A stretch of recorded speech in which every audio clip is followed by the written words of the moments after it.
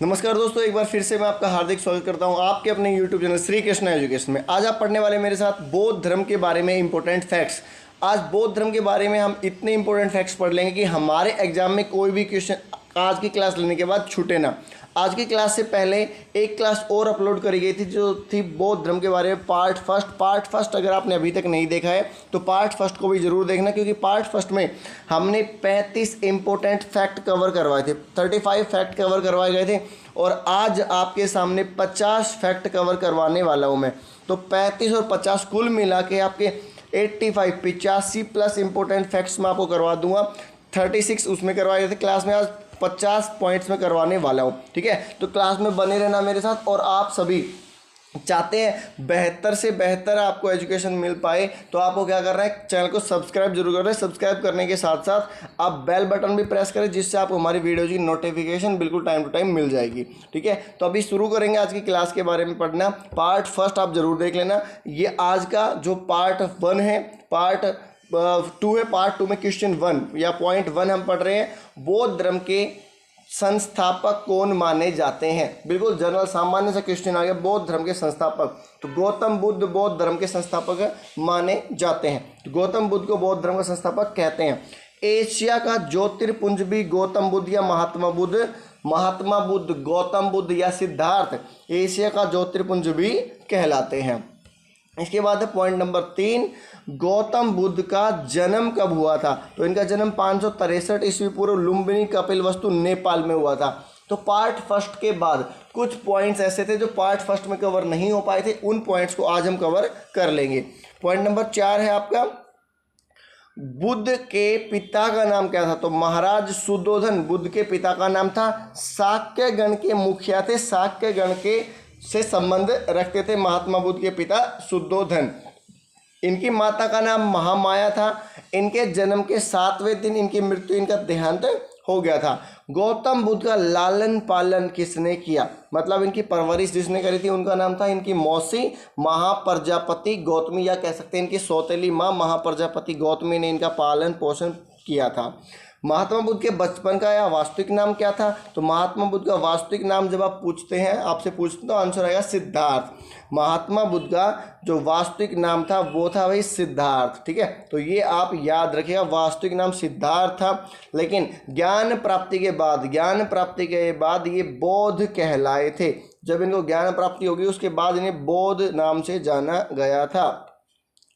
उसके बाद है पॉइंट नंबर 8, बुद्ध की या महात्मा बुद्ध की पत्नी का नाम क्या था। तो यशोधरा इनकी वाइफ, इनकी पत्नी का नाम था। यशोधरा से इन्हें एक बेटा भी था और इनके पुत्र का नाम, बुद्ध के पुत्र का नाम था राहुल। तो बुद्ध के पुत्र का नाम क्या था भाई, राहुल इनके पुत्र का नाम था।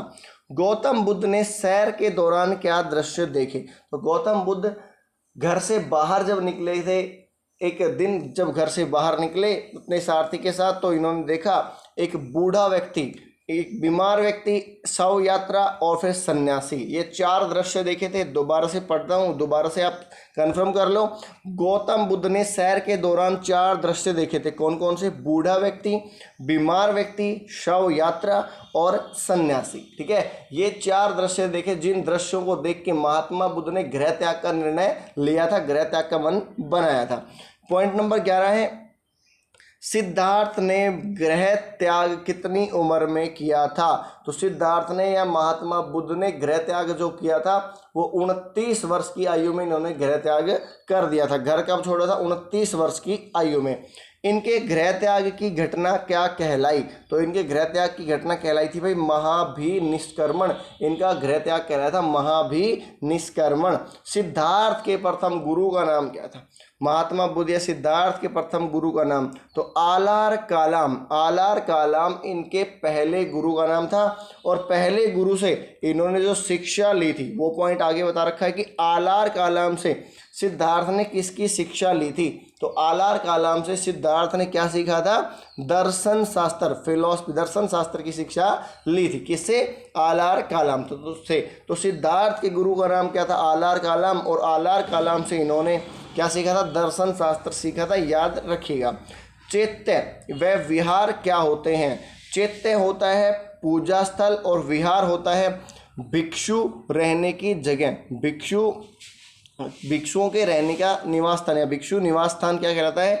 विहार कहलाता है। दोबारा देखो ये पॉइंट, अगर आप कंफ्यूज है तो चैत्य क्या होता है? चैत्य होता है पूजा स्थल, और विहार क्या होता है? विहार होता है भिक्षु निवास का स्थान, भिक्षु निवास का स्थान। और कहीं ना कहीं इसी विहार से प्रेरित होकर आज का बिहार भी राज्य बन रखा है। ठीक है, इसके बाद है पॉइंट नंबर 16, सिद्धार्थ को ज्ञान की प्राप्ति किस नदी के किनारे हुई थी? सिद्धार्थ को ज्ञान की प्राप्ति जिस नदी के किनारे हुई थी उस नदी को दो नामों से जानते हैं, एक तो निरंजना नदी या फिर फल्गु नदी। महात्मा बुद्ध या सिद्धार्थ को जहाँ ज्ञान की प्राप्ति हुई थी उस नदी का नाम है निरंजना नदी, उसे फल्गु नदी भी कहा जाता है। ज्ञान प्राप्ति के बाद सिद्धार्थ किस नाम से जाने गए? तो ज्ञान प्राप्ति के बाद इन्हें बुद्ध कहा जाने लगा था। जैसे ही इन्हें ज्ञान की प्राप्ति हुई वैसे ही इन्हें बुद्ध कहा जाने लगा था, फिर इनका नाम चेंज हो गया था। मतलब इन्होंने बुद्ध की प्राप्ति कर ली, इन्होंने ज्ञान की प्राप्ति कर ली थी। ठीक है, इसके बाद बढ़ते हैं 18 नंबर पॉइंट पर। बुद्ध का शाब्दिक अर्थ क्या होता है? तो बुद्ध का शाब्दिक अर्थ जो होता है वो होता है प्रकाशवान। प्रकाशवान मतलब अपने ज्ञान से पूरे संसार को उजागर करने वाला, प्रकाशवान। ठीक है, तो महात्मा को जो सिद्धार्थ है उन्हें महात्मा, महात्मा यानी सन्यासी, और बुद्ध मतलब प्रकाशवान थे, इसलिए उन्हें महात्मा बुद्ध कहा जाने लगा था। इसके बाद पॉइंट नंबर 19, मठ मंदिर स्तूप किस धर्म से संबंधित हैं? तो मठ मंदिर व स्तूप बौद्ध धर्म से संबंध रखते हैं। एग्जाम में जब अब तो हम पढ़ रहे हैं क्वेश्चन अब बौद्ध धर्म का टॉपिक, लेकिन विदाउट टॉपिक जब आपसे पूछा जाएगा तो आप हो सकता है कंफ्यूज हो जाओ। तो आपको कंफ्यूज नहीं होना है, आपको बताना है कि भाई चाहे तो आपसे पूछे मंदिर, चाहे पूछे मठ, चाहे पूछे स्तूप, ये सब के सब एग्जाम्पल क्या आएगा, सबके सब आंसर क्या आएगा? बौद्ध धर्म से संबंध रखते हैं। कहाँ से संबंध रखेंगे? बौद्ध धर्म से संबंध रखेंगे। याद कर लो ये चीज़ें, बौद्ध धर्म से संबंध रखेंगे। इसके बाद बुद्ध को ज्ञान प्राप्त कहाँ हुआ?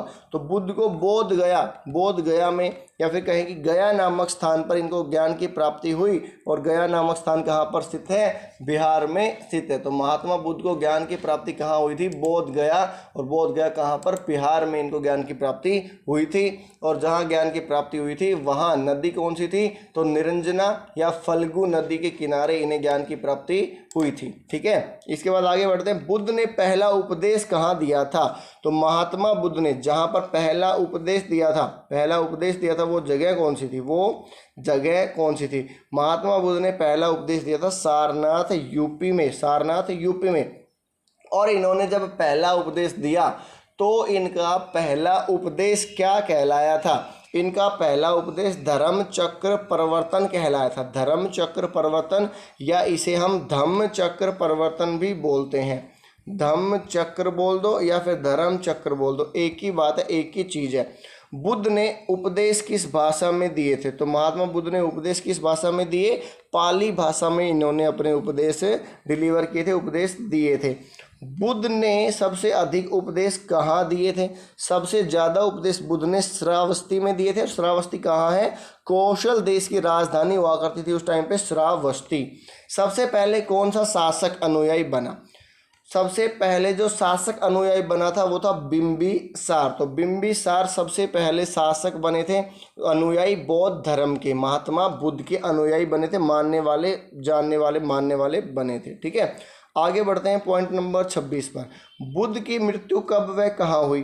तो महात्मा बुद्ध की जो मृत्यु हुई थी वो हुई थी 483 ईस्वी पूर्व, कुशीनगर यूपी।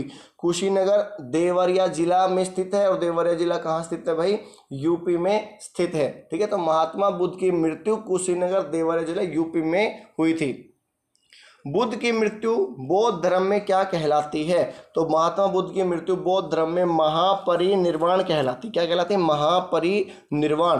महापरिनिर्वाण का मतलब सभी सांसारिक बंधनों से मुक्ति पा लेना। ठीक है, साथ ही में देह त्याग। तो महापरिनिर्वाण कहलाता है महात्मा बुद्ध की मृत्यु की घटना। इन्होंने क्या किया था? एक वृक्ष के नीचे तपस्या करते करते अपने प्राण छोड़ दिए थे। ठीक है। बुद्ध के जन्म का प्रतीक चिन्ह, तो इनके जन्म का प्रतीक चिन्ह माना जाता है, जो इनके बर्थ का, इनके जन्म का सिंबल देता है वो है कमल व सांड। बुद्ध की मृत्यु का प्रतीक, तो बुद्ध की मृत्यु का प्रतीक होता है भाई स्तूप। स्तूप जो होते हैं उनमें महात्मा बुद्ध की अस्थियां रखी जाती थी पहले, अभी जो बौद्ध धर्म के गुरु होते हैं उनकी अस्थियां रख के स्तूप का निर्माण किया जाता है। किस अभिलेख में बुद्ध की मृत्यु व जन्म का ब्यौरा मिला है? कौन सा अभिलेख है जिस अभिलेख में बुद्ध की जन्म व मृत्यु का ब्यौरा मिला? चीनी कैंटोन अभिलेख। तो ये पॉइंट आप थोड़ा सा और ध्यान में रख लो। चीनी कैंटोन अभिलेख में क्या मिला था? महात्मा बुद्ध की जन्म व मृत्यु का ब्यौरा मिला था। पॉइंट नंबर 31 पर आगे चलते हैं। 31 नंबर पॉइंट 31 नंबर पॉइंट पढ़ेंगे। बौद्ध धर्म का ज्ञान कहाँ से प्राप्त होता है? तो पाली के त्रिपिटक ग्रंथ से, पाली भाषा में लिखे हुए त्रिपिटक ग्रंथ से बौद्ध धर्म का ज्ञान प्राप्त होता है। विश्व दुखों से भरा है सिद्धांत कहाँ से लिया गया है? तो उपनिषद से। महात्मा बुद्ध लगातार एक वर्ड कहते हैं, विश्व दुखों से भरा है, विश्व दुखों से भरा है ना। तो ये कौन कहता है? महात्मा बुद्ध बार बार कहते थे। जैसे साईं बाबा कहते हैं सबका मालिक एक है, तो इनकी टैगलाइन थी क्या? विश्व दुखों से भरा है। यह सिद्धांत कहाँ से लिया गया? उपनिषदों से यह सिद्धांत लिया गया। बौद्ध धर्म में त्रिरत्न क्या होते हैं? तो त्रिरत्न बौद्ध धर्म में होते हैं बुद्ध, धम्म और संघ, बौद्ध धर्म के त्रिरत्न कहलाते हैं। पॉइंट नंबर 34, बौद्ध धर्म के अनुयायी किन दो भागों में विभाजित थे? बौद्ध धर्म के अनुयायी भिक्षु व उपासक दो अलग अलग क्षेत्रों में विभाजित है, भिक्षु और उपासक। भिक्षु कौन होते हैं? जो बौद्ध धर्म अपना लेते हैं और घर बार सब त्याग देते हैं, वो होते हैं भिक्षु, या फिर भिक्षु का फीमेल क्या जाएगा? भिक्षुणी। इसी तरह उपासक क्या होते हैं? जो अपने परिवार के साथ रहते हुए बौद्ध धर्म ग्रहण करते हैं, वो पारिवारिक मतलब एक तरह से फैमिली भी उनके साथ होती है और वो अपना घर परिवार गृहस्थ जीवन के साथ ही बौद्ध धर्म ग्रहण कर ले, वो होता है उपासक। तो उपासक का फीमेल क्या जाएगा? उपासिका। तो भिक्षु, भिक्षुणी, उपासक, उपासिका। ठीक है। ये क्या होते हैं? बौद्ध धर्म में अनुयायी जो दो भागों में बटे होते हैं। नंबर 35, बौद्ध धर्म किन दो संप्रदायों में बटा था? देखो ये अनुयायी की बात हो रही थी और ये पूरे बौद्ध धर्म की बात हो रही है। तो बौद्ध धर्म दो भागों में बटा, हीनयान और महायान। हीनयान और महायान में, महायान वाले और हीनयान वालों में फर्क क्या है? हीनयान तो भाई मूर्ति पूजा का खंडन करता है और महायान मूर्ति पूजा करता है। महायान किसकी मूर्ति पूजा करता है? महायान खुद महात्मा बुद्ध की मूर्ति की पूजा करता है, जबकि महात्मा बुद्ध ने ये वर्ड कहे थे कि बौद्ध धर्म में मूर्ति पूजा नहीं होगी। जबकि क्या करने लगे भाई उनके अनुयायी? उनकी मृत्यु के बाद उन्हीं की मूर्ति की पूजा करने लगे। तो एक विवादप्रस्त मुद्दा था, जिस मुद्दे को लेके हीनयान और महायान दो भागों में बट गया बौद्ध धर्म, चतुर्थ बौद्ध संगति में। देखो आगे बढ़ते हैं। धार्मिक जुलूस सबसे पहले किस धर्म द्वारा शुरू किए गए? तो धार्मिक जुलूस आप जो देखते हो ना आज के दिन, जो झांकियाँ निकाली जाती है, जो जुलूस निकाले जाते हैं धार्मिक, वो कौन से धर्म ने शुरू किए थे? तो बौद्ध धर्म ने सबसे पहले धार्मिक जुलूस शुरू किए थे। बौद्धों का सबसे पवित्र त्यौहार कौन सा है? सबसे फेमस बौद्धों का त्यौहार कौन सा है? तो इनका सबसे पवित्र त्यौहार है बुद्ध पूर्णिमा, जिसे वैशाख पूर्णिमा यहाँ पर लिखा रहेगा, तो बुद्ध पूर्णिमा भी बोल देते हैं। ठीक है। इसको क्या बोलोगे? बुद्ध पूर्णिमा बोलोगे आप। ठीक है। आगे बढ़ते हैं। सर्वाधिक बौद्ध की मूर्तियों का निर्माण किस शैली में हुआ? सबसे ज़्यादा बौद्ध की मूर्तियों का निर्माण जो हुआ वो गांधार चित्रकला शैली या गांधार शैली में हुआ। अब यहाँ से देखो एक डाउट आएगा आपको, वो डाउट मैं पहले ही क्लियर कर दूँ।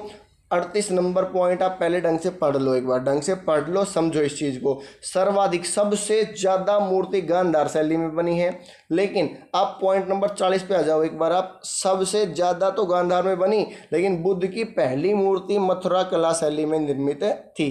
पहली मथुरा कला शैली में थी, लेकिन ज़्यादा गांधार कला शैली में बनी है।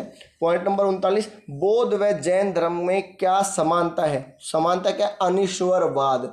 जैन धर्म भी ईश्वर को नहीं मानता और बौद्ध धर्म भी ईश्वर को नहीं मानता है। ठीक है। आगे बढ़ते हैं पॉइंट नंबर 40 पर। पॉइंट नंबर 40 पर आगे बढ़ेंगे। बुद्ध की प्रथम मूर्ति किस कला में बनी है, बताया ना आपको मैंने, मथुरा कला शैली में बुद्ध की पहली मूर्ति बनी है। जातक कथाएं किस धर्म से संबंध रखती हैं, तो जातक कथाएं बौद्ध धर्म से संबंध रखेगी। और जातक कथाओं में क्या होता है भाई, महात्मा बुद्ध के जीवन का वर्णन कर रखा है जातक कथाओं में। तो महात्मा बुद्ध के जीवन के बारे में पढ़ना है तो जातक कथाओं का अध्ययन करना पड़ेगा। त्रिपिटक ग्रंथ की रचना किस भाषा में है, तो त्रिपिटक जो ग्रंथ हैं वो लिखे गए हैं पाली भाषा में, पाली लैंग्वेज में। बुद्ध धर्म या बौद्ध धर्म ग्रहण करने वाली पहली महिला कौन थी, जो इनकी पहली महिला अनुयायी बनी थी, ग्रहण करने वाली बनी थी, बौद्ध धर्म जिसने ग्रहण किया, कन्वर्ट जो हुई, तो वो थी महाप्रजापति गौतमी। महाप्रजापति गौतमी, इनकी खुद की सौतेली माँ ने सबसे पहले बौद्ध धर्म ग्रहण किया था। बौद्धों की रामायण किस ग्रंथ को कहते हैं, तो बौद्धों की रामायण कहा जाता है बुद्ध चरित को।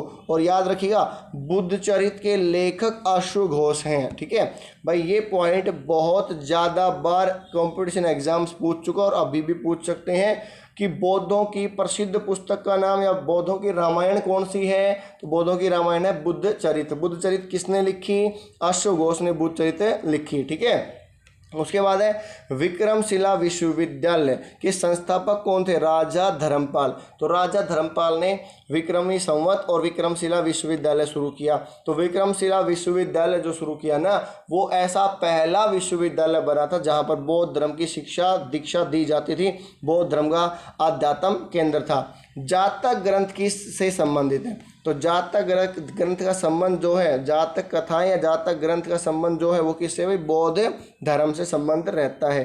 पॉइंट नंबर 48 थोड़ा सा छोटा लिखा हुआ है, आप प्लीज़ कॉम्प्रोमाइज़ करेंगे यहाँ पर। शून्यता का सिद्धांत किसने दिया था, शून्यता का सिद्धांत दिया भाई किसने, नागार्जुन ने। नागार्जुन ने शून्यता का सिद्धांत दिया। बौद्ध शिक्षा का केंद्र क्या था, तो बौद्ध शिक्षा का केंद्र था विक्रमशिला विश्वविद्यालय। पॉइंट नंबर 50 बोध गया कहाँ है, तो बोध गया भाई बिहार में स्थित है। तो ये 50 पॉइंट अभी मैंने आपको 50 फैक्ट्स आपको मैंने बताए हैं। इन फैक्ट्स को ध्यान में रखिएगा, इन फैक्ट्स को ध्यान में रखिएगा। ठीक है, अभी जो ये फैक्ट्स है 85+ इम्पोर्टेंट फैक्ट्स की क्लास थी, इनके आप नोट्स प्रिपेयर करेंगे और नोट्स प्रिपेयर करने के बाद आपको ये सारी चीज़ें कंठस्थ हो जाएंगी, याद हो जाएंगी, लर्न कर लोगे आप इनको। ठीक है, एग्जाम में कोई क्वेश्चन गलत नहीं होने वाला है। तो मिलते हैं फिर अगली क्लास में। अगली क्लास जो भी रहने वाले आपको नोटिफिकेशन मिल जाएगा। और साथ ही साथ आप चैनल पे नए हैं, चैनल को सब्सक्राइब जरूर करेंगे, अपने फ्रेंड्स के साथ शेयर करेंगे इस चैनल को, जिससे ज़्यादा से ज़्यादा फ्रेंड्स आपके जीके में आने वाले डाउट्स को ले पाएँ और साथ ही साथ जीके को और अच्छे तरीके से पढ़ पाएँ। टिल देन, तब तक के लिए जय हिंद जय भारत।